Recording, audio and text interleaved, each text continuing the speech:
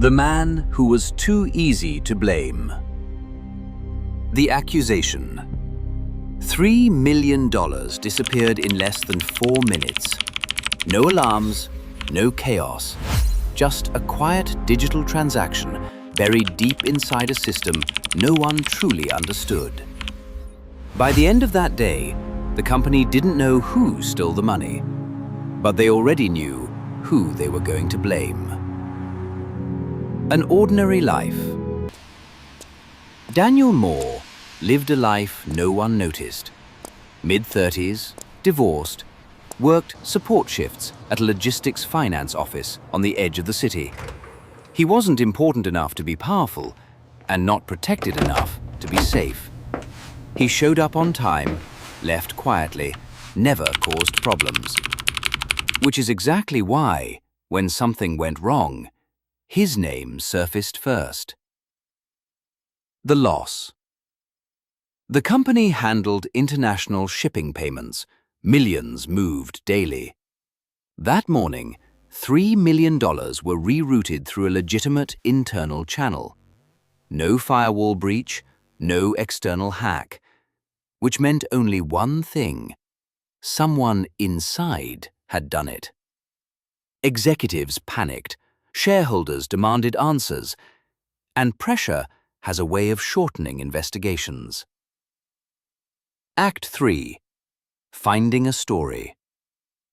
Daniel had logged into the system that day, not to move money, but to reset an account access for a supervisor. A routine task. But routines don't matter when people are scared.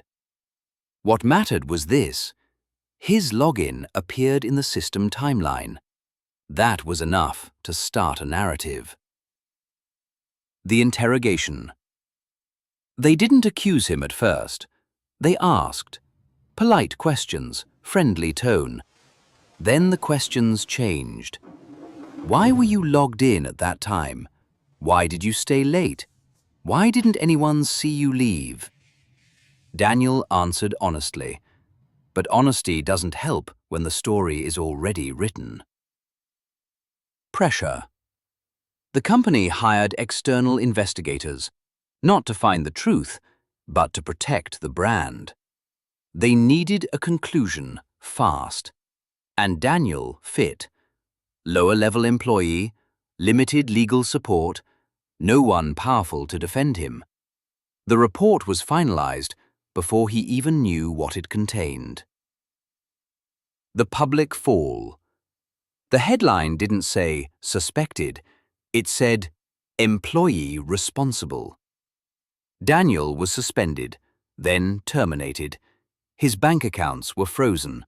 Friends stopped calling. He became radioactive.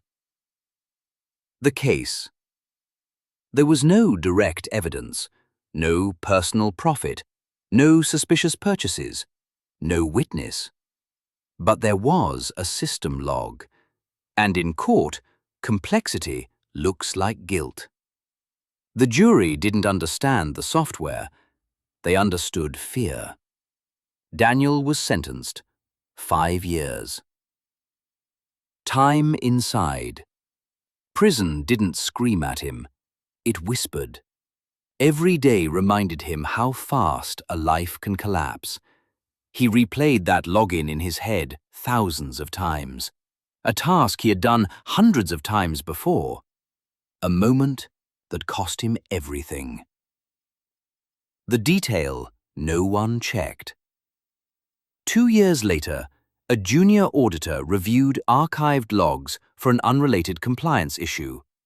She noticed something odd. The transaction occurred milliseconds before Daniel's access token activated.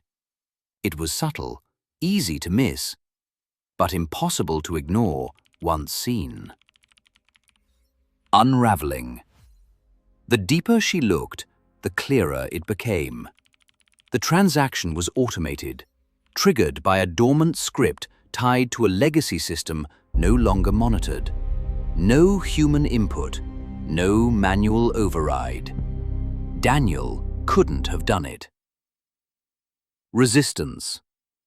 The company resisted reopening the case.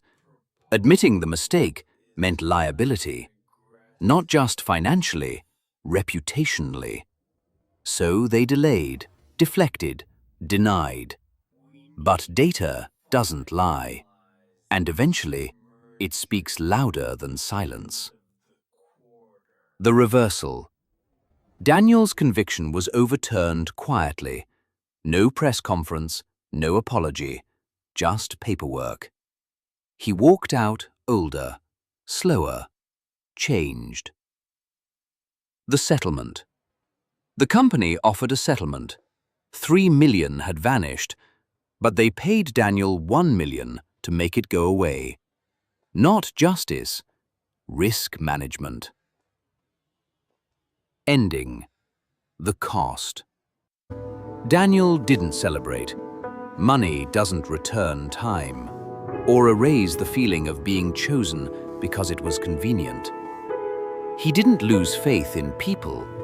He lost faith in systems, and sometimes that's worse.